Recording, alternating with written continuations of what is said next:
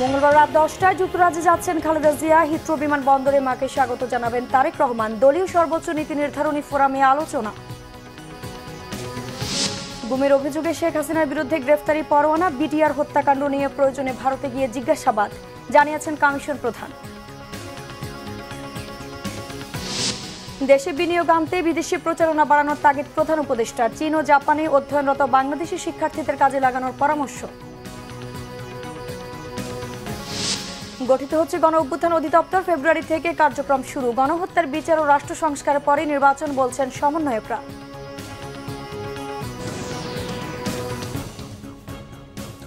দেখছিলেন ক্রাউন 7 সংবাদ শিরোনাম, এবার বিস্তারিত।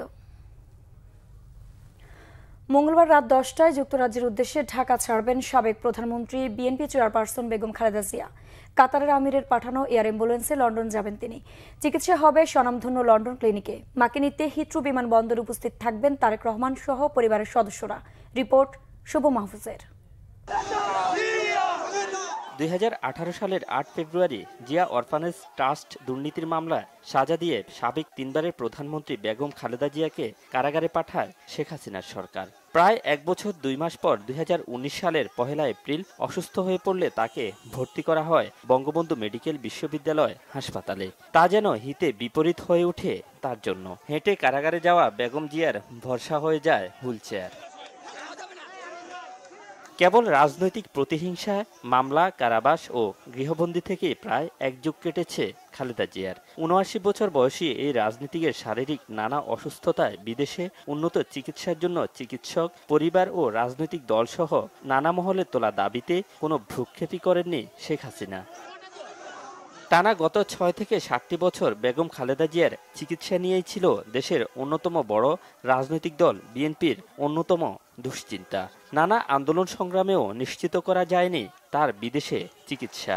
5 আগস্টে ছাত্র জনতার অভ্যুত্থানে শেখ হাসিনার পলায়নের পর খালেদা জিয়ার বন্দি জীবনের অবসান হয়। সুযোগ মিলে উন্নত চিকিৎসার জন্য বিদেশ যাওয়ার। সোমবার দুপুরে বিএনপির গুলশান কার্যালয়ে সংবাদ সম্মেলনে তার লন্ডন যাত্রার সময়সূচি জানান বিএনপির স্থায়ী কমিটির সদস্য ও খালেদা জিয়ার দীর্ঘদিন চিকিৎসার দায়িত্বে থাকা অধ্যাপক ডাক্তার এজেডএম জাহিদ হোসেন। ম্যাডামের শারীরিক সুস্থতার উপর ভিত্তি করেই মেডিকেল বোর্ডের পরামর্শক্রমে এই মুহূর্তে উনি সকল যে সমস্ত ফর্মালিটিজ আছে সেগুলো কমপ্লিট করে আগামীকালকে 7ই জানুয়ারি ইনশাল্লাহ রাত 10টায় কাতার আমিরাতের আমিরের স্পেশাল এয়ার অ্যাম্বুলেন্সে উনি ইনশাল্লাহ ঢাকা এয়ারপোর্ট থেকে ঢাকা, দোহা, লন্ডন, হিথ্রো এই ফ্লাইট ইনশাল্লাহ উনি যাবেন। 2017 সালের পর দীর্ঘ 9 বছর পর মায়ের সাথে সাক্ষাৎ হবে ছেলে তারেক রহমানের। লন্ডনের হিথ্রো বিমানবন্দরে খালেদা জিয়াকে রিসিভ করবেন তিনি। সেখান থেকে তাকে নিয়ে যাওয়া হবে যুক্তরাজ্যের লন্ডন ক্লিনিকে। সেখানকার চিকিৎসার উপর নির্ভর করবে বেগম জিয়ার যুক্তরাষ্ট্রে যাওয়া লাগবে কিনা। লন্ডন ক্লিনিক বলে একটা অনেক পুরনো হসপিটাল আছে এবং সেই হসপিটালে, এটাও NHS এর অধীনই এটা হসপিটাল, ওখানে ওনাকে ভর্তি করা হবে। উনি এয়ারপোর্ট থেকে সরাসরি ওখানে যাবেন। চিকিৎসকদের ওখানে ওনাকে পরীক্ষা নিরীক্ষা করবেন। তার পরবর্তীতে ওনাদের পরামর্শক্রমে পরবর্তী সিদ্ধান্ত গ্রহণ করা হবে এবং ওখানে ইনশাল্লাহ আমাদের দলের ভারপ্রাপ্ত চেয়ারম্যান জনাব তারেক রহমান, ডাক্তার জুবাইদা রহমান, ওনার সহধর্মিনী ওনাকে হয়তো এয়ারপোর্টে রিসিভ করবেন। খালেদা জিয়া সুস্থতার জন্য দেশবাসীর দোয়া চেয়েছেন বলেও জানান অধ্যাপক ডাক্তার এজেডএম জাহিদ হোসেন। আপনারা সবাই দোয়া করবেন যাতে। শুভ মাহফুজ, বাংলা ভিশন, ঢাকা। বিএনপির জাতীয় স্থায়ী কমিটির বৈঠক অনুষ্ঠিত হয়েছে। রাত 8:45টায় বিএনপি চেয়ারপারসনের গুলশান কার্যালয়ে স্থায়ী কমিটির বৈঠক অনুষ্ঠিত হয়। এতে ভার্চুয়ালি সভাপতিত্ব করেন বিএনপির ভারপ্রাপ্ত চেয়ারম্যান তারেক রহমান। উপস্থিত ছিলেন মহাসচিব মির্জা ফখরুল ইসলাম আলমগীর সহ স্থায়ী কমিটির সদস্যরা। সভায় মঙ্গলবার উন্নত চিকিৎসার জন্য বেগম খালেদা জিয়ার বিদেশ যাত্রা, সাংগঠনিক বিষয় সহ সমসাময়িক নানা বিষয় নিয়ে আলোচনা হয়।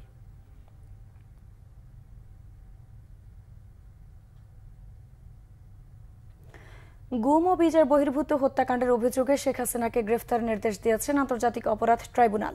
একই সঙ্গে সাবেক সামরিক উপদেষ্টা তারিক আহমেদ সিদ্দিকী, সাবেক আইজিপি বেনজির আহমেদ ও সেনা কর্মকর্তা জিয়াউল আহসান সহ 11 জনের বিরুদ্ধেও গ্রেফতারি পরোয়ানা জারি করা হয়েছে। আগামী 12 ফেব্রুয়ারি গুমের অভিযোগের মামলা তদন্ত প্রতিবেদন দিতে বলা হয়েছে, জানাচ্ছেন এসএম ফয়েজ। গেল বছরের 5 আগস্ট ছাত্র জনতার তীব্র আন্দোলনের মুখে শেখ হাসিনা সরকারের পতনের মধ্য দিয়ে গঠিত হয় অন্তর্বর্তী সরকার। ডক্টর ইউনূসের নতুন সরকার দায়িত্ব নেয়ার পরেই আলোচনায় আসে শেখ হাসিনা সরকারের 16 বছরের গুম ও বিচার বহির্ভূত হত্যাকাণ্ডের বিচারের প্রসঙ্গ। এরপরেই গঠন করা হয় গুম সংক্রান্ত তদন্ত কমিশন। সাবেক বিচারপতি মইনুল ইসলাম চৌধুরীর নেতৃত্বে গুম তদন্ত কমিশন 15 বছরের গুমের সঙ্গে শেখ হাসিনার সম্পৃক্ততা পেয়েছে। তাকেই নির্দেশদাতা হিসেবে চিহ্নিত করা হয়েছে। একই সঙ্গে শেখ হাসিনা সরকারের প্রতিরক্ষা বিষয়ক উপদেষ্টা তারিক আহমেদ সিদ্দিকী, সাবেক সেনা কর্মকর্তা জিয়াউল আহসান, সাবেক আইজিপি বেনজির আহমেদ, পুলিশ কর্মকর্তা মনিরুল ইসলাম ও হারুনুর রশিদের নাম উঠে আসে কমিশনের প্রতিবেদনে। এই যে গুমের সংস্কৃতি নামক এক ভয়াবহ সংস্কৃতির মাধ্যমে বছরের পর বছর অসংখ্য মানুষকে গোপন কারাগারে আটক রেখে নির্যাতন, হত্যা এবং তাদেরকে সমস্ত স্বাধীনতা বঞ্চিত করার যে অপরাধ, এটা আন্তর্জাতিক আইনে স্বীকৃত অপরাধ এবং বাংলাদেশের ইন্টারন্যাশনাল ক্রাইমস ট্রাইব্যুনাল আইনের অধীনেও এটা একটা মানবতা বিরোধী অপরাধ। যেহেতু এই অপরাধগুলো একটু ডিফারেন্ট নেচারের, গণহত্যার অপরাধের চেয়ে, এই জন্য আজকে ডিফারেন্ট একটি মামলায় তাদেরকে আমরা গ্রেপ্তার দেখানোর জন্য আবেদন জানিয়েছিলাম। এর মধ্যে সাবেক প্রধানমন্ত্রী শেখ হাসিনা, তার তদানীন্তন নিরাপত্তা উপদেষ্টা তারিক সিদ্দিকী, তদানীন্তন আইজিপি বেনজির আহমেদ সহ বিভিন্ন সংস্থার মোট 12 জনের বিরুদ্ধে আজকে আমরা গ্রেপ্তারি পরোয়ানা জারির জন্য আবেদন জানিয়েছিলাম। আদালত সেই গ্রেপ্তারি পরোয়ানা জারি করেছেন। গুম হওয়া ব্যক্তি ও তার পরিবার, শেখ হাসিনা সহ অনেকের বিরুদ্ধে আন্তর্জাতিক অপরাধ ট্রাইব্যুনালে মামলা দায়ের করেন। এসব মামলার অভিযোগ আমলে নিয়ে সাবেক প্রধানমন্ত্রী শেখ হাসিনা সহ 12 জনের বিরুদ্ধে গ্রেপ্তারি পরোয়ানা জারি করেন। এই অপরাধের সাথে যারাই জড়িত থাকুক তারা কেউ রাষ্ট্রের চেয়ে বড় না, কেউই আইনের ঊর্ধ্বে নয়। সুতরাং আমরা বলেছি, আমরা খুঁজছি অপরাধ, আমরা খুঁজছি অপরাধী। আমরা দেখব না কে কত বড়, কে কোথায় চাকরি করেন, কার কি পজিশন। নিরপেক্ষ এবং সুষ্ঠু তদন্তের মাধ্যমে যারা অপরাধগুলো করেছেন, যারা এই দেশের জনগণকে এইভাবে নির্মম হত্যাযজ্ঞের মতো জায়গায় নিয়ে ফেলেছেন, যাদেরকে গুম করে রেখেছেন বছরের পর বছর, মারা গেলে কবে মারা গিয়েছেন, কোথায় তার কবর হয়েছে কিছু জানে না, তার সন্তানেরা জানে না, তার ভাই জানে না, বোন জানে না। এই যে ভয়াবহ সংস্কৃতি চালু করা হয়েছিল, এর একটা নিষ্পত্তি হতে হবে বাংলাদেশে, এবং নিষ্পত্তির সবচাইতে ভালো উপায় হচ্ছে একটা সঠিক, সুষ্ঠু, নিরপেক্ষ ন্যায় বিচার। গ্রেপ্তারি পরোয়ানা জারিতে সন্তোষ প্রকাশ করেন গুম হওয়া পরিবারের সদস্যরা। গুমের যে বিভিন্ন ধরনগুলো ছিল, প্রত্যেকটা 2009 থেকে 2024 পর্যন্ত যতগুলা কেসকে একটা মোটা দাগে এনে আজকে যে অ্যারেস্ট ওয়ারেন্টটা দেওয়া হয়েছে, এটা আমার মনে হয় যে 5ই আগস্টের পরে যেটার জন্য আমরা অপেক্ষা করছিলাম, যে তাদেরকে অ্যারেস্ট করা হোক, বিচারের আওতায় এখন আনা হোক এবং একটা ন্যায় বিচার, একটা স্বচ্ছ ট্রান্সপারেন্ট বিচার যেন আমরা দেখতে পারি। আজকে আমরা কাঙ্ক্ষিত জায়গায় আসতে পারছি, সেটা আবু সাইদের জন্য। এটা আমাদের চরম প্রাপ্তি। আমরা বিশ্বাস করি কোনো অন্যায় হবে না, কোনো অনাচার হবে না, অ্যাকচুয়াল যে দোষী সেই বিচার আওতায় আসবে। গুমের অভিযোগে হওয়া মামলার তদন্ত প্রতিবেদন আগামী 12 ফেব্রুয়ারি দিতে বলা হয়েছে। এসএম ফয়েজ, বাংলা ভিশন, ঢাকা। বিডিআর হত্যাকাণ্ড তদন্তে শেখ হাসিনাকে দেশে ফেরত পাঠাতে ভারতীয় হাইকমিশনকে অনুরোধ জানানো হবে। ফেরত আনা না গেলে ভারতে গিয়ে তাকে জিজ্ঞাসাবাদের অনুমতি চাওয়া হবে। রাজধানীতে এক মত বিনিময় সভায় জানিয়েছেন জাতীয় স্বাধীন তদন্ত কমিশনের সভাপতি অবসরপ্রাপ্ত মেজর জেনারেল আলম ফজলুর রহমান।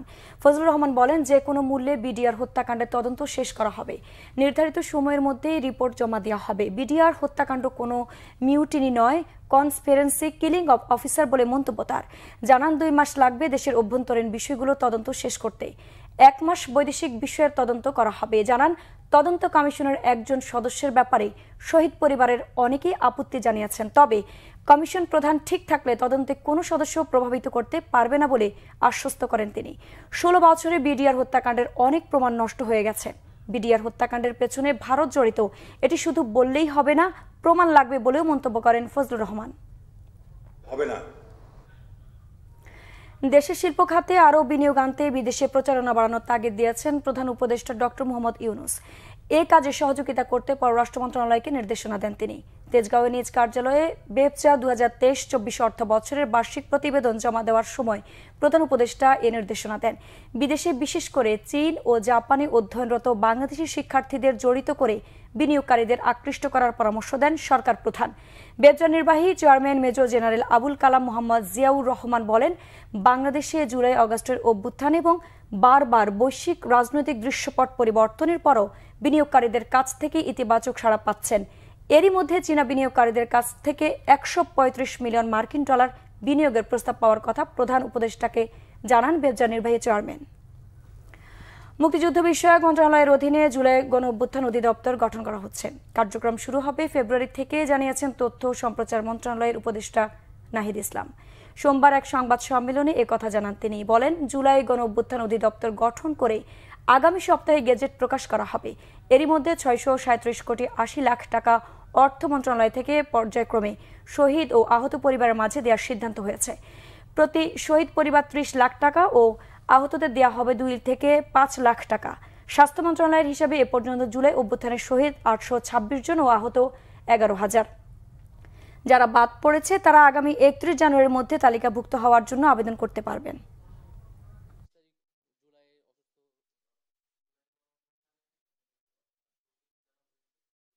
$637 কোটি 80 লক্ষ টাকা একটা বাজেট অর্থ মন্ত্রণালয় থেকে দেওয়া হবে পর্যায়ক্রমে, এটা সিদ্ধান্ত হয়েছে। এখন আমরা জানুয়ারি মাসে এই 232 কোটি 60 লক্ষ টাকা শহীদ পরিবার ক্ষেত্রে, সেক্ষেত্রে 10 লক্ষ টাকা যেটা সঞ্চয়পত্র আকারে থাকবে।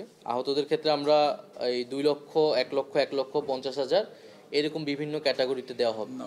এবং বাকি যেই টাকাটি 405 কোটি 20 লক্ষ টাকা, সেটা আগামী যে 2025-26 অর্থ বছর জুলাই মাসে এই বাকি টাকাটা দেওয়া হবে। নতুন সংবিধান রচনায় গণপরিষদ নির্বাচনের বিষয়টি জুলাই ঘোষণাপত্রে উল্লেখ করার আহ্বান জানিয়েছেন জাতীয় নাগরিক কমিটি ও বৈষম্য বিরোধী ছাত্র আন্দোলন। সোমবার রাতে দ্রুত ঘোষণাপত্র প্রণয়নের দাবিতে রাজধানীর বাংলা মোটর এলাকায় লিফলেট বিতরণ কর্মসূচি থেকে এই আহ্বান জানানো হয়। এ সময় জাতীয় নাগরিক কমিটির সদস্য সচিব আখতার হোসেন বলেন, রাজনৈতিক দলগুলো নির্বাচনের কথা বলে, কিন্তু নতুন রাজনৈতিক বন্দোবস্তের জন্য প্রয়োজন নতুন সংবিধান। গণতান্ত্রিকভাবে সংবিধান পুনর্লিখনের জন্য প্রয়োজন গণপরিষদ নির্বাচন। এই সময় জুলাই ঘোষণাপত্রে শহীদদের জাতীয় রাষ্ট্রীয় স্বীকৃতি ও বৈষম্য বিরোধী ছাত্র আন্দোলনের নেতৃত্ব পরিষ্কারভাবে উল্লেখ করা সহ 4টি দাবি জানানো হয়। আগে গণহত্যার বিচার এবং রাষ্ট্র সংস্কার, এরপর নির্বাচন, বলেছেন বৈষম্য বিরোধী ছাত্র আন্দোলনের নেতারা। বিকালে ফরিদপুর শহরের রাজেন্দ্র কলেজ মাঠে বৈষম্য বিরোধী ছাত্র আন্দোলনের সমাবেশে তারা আরো বলেন, 71-এর মুক্তিযুদ্ধে যেভাবে শহীদদের রাষ্ট্রীয় স্বীকৃতি দেওয়া হয়েছে, একইভাবে বৈষম্য বিরোধী ছাত্র আন্দোলনে শহীদদের রাষ্ট্রীয় স্বীকৃতি সংবিধানে অন্তর্ভুক্ত করতে হবে। বাংলাদেশের প্রত্যেকটি রাষ্ট্রীয় প্রতিষ্ঠানের সংস্কার করতে হবে। তার আগে কোনোভাবেই নির্বাচন দেওয়া যাবে না। ফ্যাসিবাদী ব্যবস্থার সম্পূর্ণ বিলোপ, নতুন রাজনৈতিক বন্দোবস্ত বিনির্মাণ এবং প্রোক্লামেশন অফ জুলাই এর জন্য জন আকাঙ্ক্ষা অন্তর্ভুক্তির লক্ষ্যে এর সমাবেশ হয়। বক্তব্য রাখেন বৈষম্য বিরোধী ছাত্র আন্দোলনের কেন্দ্রীয় কমিটির আহ্বায়ক হাসনাত আব্দুল্লাহ, জুলাই শহীদ স্মৃতি ফাউন্ডেশনের সাধারণ সম্পাদক সার্জিস আলম সহ অন্যান্যরা।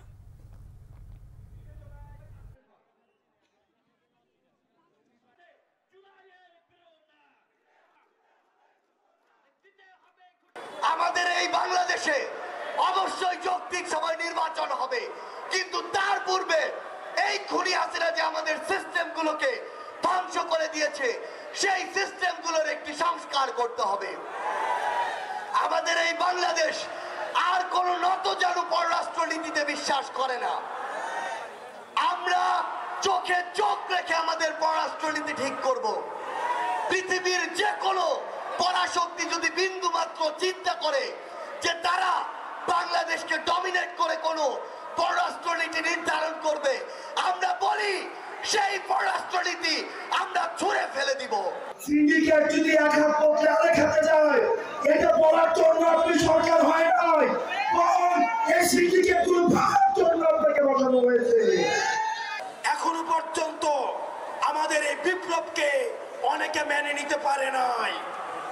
সেজন্য কিছুদিন পর পর আমরা দেখি বিচার বিভাগে কু করা হয়, আমরা দেখি পুলিশে কু করা হয়, আমরা দেখি আনসারের বিদ্রোহ হয়, আমরা দেখি সচিবালয়ে আগুন লাগানো হয়।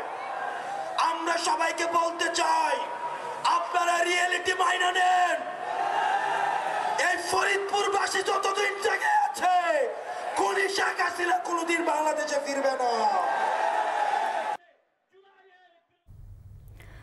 বিএনপির আন্তর্জাতিক বিষয়ক কমিটির অন্যতম সদস্য ইঞ্জিনিয়ার ইশরাক হোসেন বলেছেন, শেখ হাসিনার বিরুদ্ধে যে ঐক্য সৃষ্টি হয়েছে তা বিনষ্ট করলে দেশ ও জনগণের ক্ষতি হবে। সোমবার দুপুরে রাজধানী সূত্রাপুরে অবিভক্ত ঢাকার সাবেক মেয়র মরহুম সাদেক হোসেন খোকা ফাউন্ডেশনের পক্ষ থেকে শীতার্ত মানুষের মাঝে শীতবস্ত্র বিতরণ অনুষ্ঠানে তিনি একথা বলেন। ইঞ্জিনিয়ার ইশরাক বলেন, বিএনপির সুযোগের অপেক্ষা আছে এমন বক্তব্য যারা দিচ্ছেন তারা বোকার স্বর্গে বাস করছেন। নতুন বাংলাদেশ গড়ায় যে সুযোগ তৈরি হয়েছে তা যেন কোনোভাবেই নষ্ট না হয়, সে ব্যাপারে দলীয় নেতাকর্মীদের সজাগ থাকার আহ্বানও জানান ইঞ্জিনিয়ার ইশরাক হোসেন।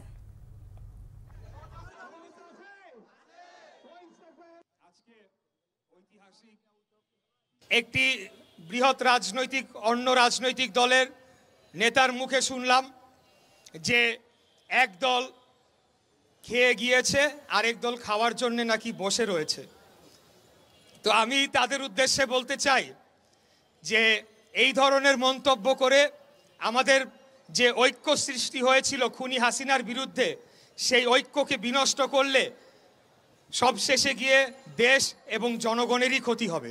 আমরা 16 বছর দেশনেত্রী বেগম খালেদা জিয়া এবং তারেক রহমানের নেতৃত্বে যে আন্দোলন সংগ্রাম করেছি, সেটি একটি ঐতিহাসিক আন্দোলন হয়ে থাকবে। আমরাই কেবল জনগণের অধিকার প্রতিষ্ঠার জন্য লড়াই করে চলেছি। অতএব কেউ যদি বলতে চায় আমরা খাবার জন্য অপেক্ষায় রয়েছি, তারা বোকার স্বর্গে বাস করছে। যুক্তরাষ্ট্র বা অন্য কারো ষড়যন্ত্রে নয়, বরং এদেশের মানুষের আকাঙ্ক্ষায় সরকার পরিবর্তন হয়েছে। বাংলা ভিশনকে দেয়া একান্ত সাক্ষাৎকারে একথা বলেছেন মেক্সিকোতে নবনিযুক্ত রাষ্ট্রদূত মুশফিকুল ফজল আনসারী। মিজানুর রহমান সুবজির রিপোর্ট।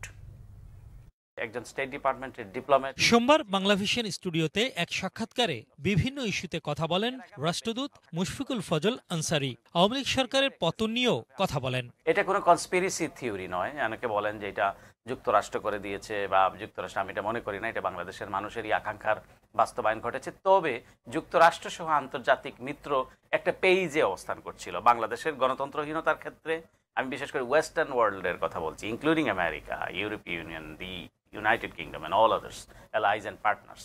তারা একটা পেইজে ছিলেন যে যাতে বাংলাদেশে এইভাবে এটা চলতে পারে না। বাংলাদেশে একটা মানুষের সবসময় আপনি দেখবেন যুক্তরাষ্ট্র এবং জাতিসংঘ তারা বলেছে মানুষের আকাঙ্ক্ষার বাস্তবায়ন দেখতে চায় যুক্তরাষ্ট্র এবং ইন্টারন্যাশনাল কমিউনিটি। আগামীর নির্বাচন ও জন আকাঙ্ক্ষার প্রসঙ্গ উঠে আসে তার আলোচনায়। নোবেল লরিয়েট প্রফেসর মোহাম্মদ ইউনূসের নেতৃত্বে যখন সরকার গঠিত হয়েছে, সকল দেশ এবং রাষ্ট্র তাকে ওয়েলকাম করেছে, তার সঙ্গে কাজ করার জন্য তারা আগ্রহ ব্যক্ত করেছে। উনি যখন জাতিসংঘের সাধারণ অধিবেশনে গিয়েছেন, লাইন পড়ে গিয়েছিল সরকার প্রধান এবং রাষ্ট্রপ্রধানরা যে উনি ওনার সাথে দেখা করবার জন্য। প্রেসিডেন্ট সাইড লাইনে নর্মালি যুক্তরাষ্ট্রের প্রেসিডেন্টের সাথে কখনো বৈঠক হয় না, প্রেসিডেন্ট বাইডেন নিজে আগ্রহ ব্যক্ত করেছেন, তার সঙ্গে বৈঠক হয়েছে। এই সরকারের আমাদের সকলেরই ইচ্ছার প্রতিফলন এই সরকার। সুতরাং এই সরকারকে যদি আমরা as best as we can আমরা যদি সাপোর্ট করতে পারি নানা ক্ষেত্রে, আমি সাংবাদিকতা দিয়েও করতে পারি এবং করেছিও। এখন ধরেন সরকারের মেশিনারিজের সঙ্গে যুক্ত হয়ে আমি মানে গভর্নমেন্টের এবং প্রফেসর ইউনূস কিন্তু একটা ব্র্যান্ড, এই ব্র্যান্ডটাকে যদি আমি ইনক্যাশ করতে পারি, এটা আমার জন্য মানে সবচেয়ে, এবং এখনই এটার মুখ্যম সুযোগ। তারপরে ধরেন এটা সেখানে এই বাংলাদেশ যদি একটা স্টেবিলিটির দিকে যায়, সকলের অংশগ্রহণে একটি যদি ইনক্লুসিভ নির্বাচন হয়, যেটি আকাঙ্ক্ষা দেশের মানুষের, নতুন বাংলাদেশ নিয়ে প্রত্যাশার কথাও জানান এই কূটনীতিক। এটি একটা নতুন শুরু। যদি বাংলাদেশের সকল স্টেক হোল্ডার্স এটা যদি বুঝতে পারেন, বুঝতে সক্ষম হন, তাহলে বাংলাদেশ একটি নতুন যাত্রায় উপনীত হবে এবং বাংলাদেশের গন্তব্য খুব মানে একটা সুনির্দিষ্ট গন্তব্য স্থাপিত হবে, যেখানে যে আকাঙ্ক্ষা বাংলাদেশের মানুষ ধারণ করে সেটা বাস্তবায়ন হবে। তবে এখানে অনেক ইফস অ্যান্ড বার্ডস আছে, সকলের সেখানে মিলে অগ্রসর হতে হবে। যে বাংলাদেশের খুব বেশি চাওয়া নাই, বাংলাদেশটা হবে গণতান্ত্রিক বাংলাদেশ। আপনার এবং আমার আমানতদারিতে একটা সরকার প্রতিষ্ঠিত হবে, যে সরকার হবে জনপ্রতিনিধিত্বশীল এবং মানুষের ভয়েসকে সে ইকো করবে অথবা রিপ্রেজেন্ট করবে। গণতান্ত্রিক অভিযাত্রায় বাংলা ভিশন সহ গণমাধ্যমের ইতিবাচক ভূমিকা তুলে ধরেন তিনি। বাংলা ভিশন চেষ্টা করেছে, আমি দেখেছি বাংলা ভিশনের সীমাবদ্ধতা তো ছিলই এবং নানা ধরনের নির্যাতনের স্টিম রুলারের প্রতিধ্বনি ছিল, মানে তারা অনেক ধরনের থ্রেট ছিল। তো এই থ্রেটের ভিতর দিয়েও বাংলাদেশের কোনো মিডিয়া চেষ্টা করেছে কাজ করতে, এর মধ্যে বাংলা ভিশন একটি। মিজানুর রহমান সবুজ, বাংলা ভিশন, ঢাকা। গোয়েন্দা সংস্থা ডিবিতে আয়নাঘর ও ভাতের হোটেল থাকবে না বলেছেন স্বরাষ্ট্র উপদেষ্টা জাহাঙ্গীর আলম চৌধুরী। জানান সাদা পোশাকে কাউকে গ্রেফতারও করতে পারবে না ডিবি। এদিকে চাকরিতে পুনর্বহালের দাবিতে বাদ পড়া 321 জন সাব ইন্সপেক্টর প্রার্থী সচিবালয়ের সামনে অবস্থান নিলে তাদের পুনর্বহালের আশ্বাস দেন স্বরাষ্ট্র সচিব নাসিমুল গনি। মুহিবুল্লাহ মুহিবের রিপোর্টে বিস্তারিত। সোমবার মিন্টো রোডে ডিবি কার্যালয় পরিদর্শন করেন স্বরাষ্ট্র উপদেষ্টা অবসরপ্রাপ্ত লেফটেন্যান্ট জাহাঙ্গীর আলম চৌধুরী। সারদা পুলিশ একাডেমিতে শৃঙ্খলা ভঙ্গের কারণে বাদ পড়া পুলিশের এসআইরা আন্দোলনের নামে এখনো বিশৃঙ্খলা করছে বলে অভিযোগ করেন স্বরাষ্ট্র উপদেষ্টা। তিনি বলেন, আইন শৃঙ্খলা পরিস্থিতি উন্নতির দিকে ছিনতাইয়ের সাথে জড়িতদের বিরুদ্ধে ব্যবস্থা নেওয়া হচ্ছে বলেও জানান তিনি। আইন শৃঙ্খলা পরিস্থিতি আল্লাহ দিলে মোটামুটি স্যাটিসফ্যাক্টরি, বাট এটা আরো উন্নত করার অবকাশ হয়ে গেছে। এই ব্যাপারে আমাদের আলোচনা প্রচুর ছিনতাইকারী কিন্তু ধরা পড়ছে। হ্যাঁ, ছিনতাইয়ের সংখ্যা বেড়ে গেছে, আমি অস্বীকার করবো না, কিন্তু ধরা হচ্ছে প্রচুর। এদিকে সোমবার সকালে সচিবালয়ের 2 নম্বর গেটের সামনে অবস্থান নেন পুলিশের 40তম ব্যাচের বাদ পড়া 321 জন সাব ইন্সপেক্টর প্রার্থী। পরে তাদের একটি প্রতিনিধি দল স্বরাষ্ট্র সচিবের সাথে দেখা করে আগামী পাসিং আউট প্যারেডের আগে চাকুরিচ্যুতদের পুনর্বহলের আশ্বাস দেন স্বরাষ্ট্র সচিব নাসিমুল গনি। 321 জনের পক্ষ থেকে আমরা 3 জনকে আমাদের অনুমতি দেওয়া হয়েছিল স্যারের সাথে দেখা করার জন্য। স্যার আমাদের সব কথা শুনেছে যে আমরা কত হতদরিদ্র পরিবার থেকে এসেছি এবং পুলিশের এইবারের যে নিয়োগটা ছিল এসআই, ওটা কতটা ফেয়ার ছিল, ওখানে কোনো আনফেয়ারের কোনো কাজই ছিল না। স্যার সব কিছু জানতে পেরেছেন এবং স্যার আমাদের আল্লাহর দোহাই দিয়ে বলতেন, আমি আমার পক্ষ থেকে আমি এত চেষ্টা করব, আমি এমনভাবে আশ্বাস দিয়েছেন যে উনি উপরের লেভেলে জানাবেন আমাদের কথা। এবং স্যার যেটা বললো যে স্যার 5 ওয়াক্ত নামাজ পড়েন এবং স্যার সেই দোহাই দিয়ে বলছেন যে আমি তোমাদের হয়ে কাজ করব, আমার কথা বিশ্বাস করো, আমি তোমাদের হয়ে কাজ করব এবং আমি তোমাদেরকে পুনর্বহালের চেষ্টা করতেছি, খুব তাড়াতাড়ি তোমরা এর ফলাফল পেয়ে যাবা। সারদায় 1 বছর ট্রেনিং করার পর বিভিন্ন থানায় তাদের পোস্টিং দেওয়ার কথা থাকলেও তা না করে শৃঙ্খলা ভঙ্গের অজুহাত দেখিয়ে ধাপে ধাপে বাদ দেওয়া হয়েছে বলেও অভিযোগ করেন চাকুরিচ্যুত সাব ইন্সপেক্টররা। মুহিবুল্লাহ মুহিব, বাংলা ভিশন, ঢাকা। ছাত্র জনতার গণ অভ্যুত্থানে মাগুরায় শহীদ ছাত্রদল নেতা রাব্বির নবজাতক কন্যার দায়িত্ব নিলেন তারেক রহমান। 4 আগস্ট গুলিতে নিহত ছাত্রদলের যুগ্ম সাধারণ সম্পাদক মেহেদী হাসান রাব্বির সন্তানের খোঁজ খবর নিতে তার পরিবারের সাথে দেখা করে আমরা বিএনপি পরিবার এর একটি প্রতিনিধি দল সকালে বিএনপির ভারপ্রাপ্ত চেয়ারম্যান তারেক রহমানের পক্ষ থেকে মাগুরা পৌরসভার বরুণাতল গ্রামে শহীদ রাব্বির পরিবারের পাশে থাকার বার্তা পৌঁছে দেওয়া হয় উপহার সামগ্রী, ঘোষণা দেওয়া হয় কন্যা শিশুর জন্য মাসিক ভাতার। এ সময় শহীদ রাব্বির স্ত্রী তারেক রহমানের প্রতি কৃতজ্ঞতা প্রকাশ করেন। উপস্থিত ছিলেন আমরা বিএনপি পরিবার এর উপদেষ্টা ইঞ্জিনিয়ার আশরাফ উদ্দিন বকুল, সদস্য সচিব কৃষিবিদ মোহাম্মদ মুকসেদুল মমিন ও সংগঠনটির সিনিয়র সদস্য মাসুদ রানা লিটন সহ অন্যরা। শেখ মুজিবুর রহমান বাংলাদেশের স্বাধীনতার ঘোষণা দেননি বলে মন্তব্য করেছেন নাগরিক ঐক্যের সভাপতি মাহমুদুর রহমান মান্না। সোমবার বিকালে নিউক্লিয়াসের প্রতিষ্ঠাতা মুক্তিযুদ্ধের অন্যতম সংগঠক প্রয়াত সিরাজুল আলম খানের 84তম জন্মদিন উপলক্ষে আলোচনা সভা ও প্রামাণ্য চিত্র প্রদর্শনী অনুষ্ঠানে এমন মন্তব্য করেন তিনি। বলেন, বাংলাদেশের মানুষ বরাবর রাজনৈতিকভাবে বিজয় অর্জন করলেও পরবর্তী সময়ে দেশ বদলাবার লড়াই করতে ব্যর্থ হয়েছে। তাই সংস্কার ছাড়া দ্রুত নির্বাচন চাইলে দেশের মানুষ তা গ্রহণ করবে না। তরুণদের উপর নির্ভর করেই দেশকে সামনে এগিয়ে নিতে হবে। তাই নবীন প্রবীণ মিলে নতুন দল গঠন করার প্রয়োজনীয়তাও রয়েছে বলেও মনে করেন তিনি। মঙ্গলবার রাত 10টায় যুক্তরাজ্যে যাচ্ছেন খালেদা জিয়া। হিথ্রো বিমানবন্দরে মাকে স্বাগত জানাবেন তারেক রহমান। দলীয় সর্বোচ্চ নীতি নির্ধারণী ফোরামে আলোচনা। গুমের অভিযোগে শেখ হাসিনার বিরুদ্ধে গ্রেফতারি পরোয়ানা, বিডিআর হত্যাকাণ্ড নিয়ে প্রয়োজনে ভারতে গিয়ে জিজ্ঞাসাবাদ জানিয়েছেন কমিশন প্রধান। দেশে বিনিয়োগ আনতে বিদেশে প্রচারণা বাড়ানোর তাগিদ প্রধান উপদেষ্টার। চীন ও জাপানে অধ্যয়নরত বাংলাদেশি শিক্ষার্থীদের কাজে লাগানোর পরামর্শ। গঠিত হচ্ছে গণ অভ্যুত্থান অধিদপ্তর, ফেব্রুয়ারি থেকে কার্যক্রম শুরু। গণহত্যার বিচার ও রাষ্ট্র সংস্কারের পরে নির্বাচন বলেছেন সমন্বয়করা।